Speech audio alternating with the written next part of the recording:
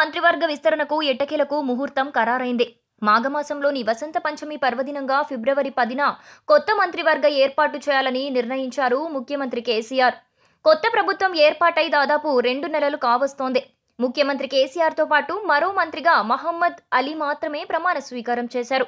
మంత్రివర్గ విస్తరణ ఎప్పుడెప్పుడా అని ఆశావాహులంతా ఎదురు చూస్తున్నారు.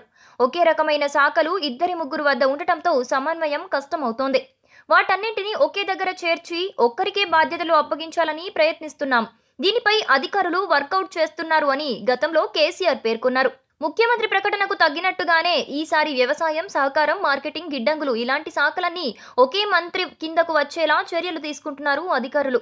అన్ని శాఖలకు ఇలాంటి ఫార్ములానే వర్తింపజేస్తారు. ముఖ్యమంత్రి చెప్పే కారణం ఇదే అయినా లోలోన రాజకీయపరమైన కారణాలు ఉన్నాయని పార్టీ వర్గాలు చెబుతున్నాయి. అయితే జిల్లాల వారీగా, సామాజిక వర్గాల వారీగా అందరికీ మంత్రివర్గంలో స్థానం కల్పించడం సాధ్యం కాదు.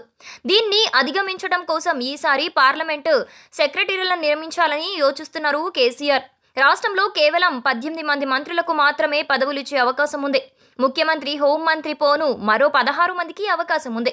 అయితే తొలి విడతలో 8 నుంచి 10 మందికి అవకాశం దక్కవచ్చని తెలుస్తోంది.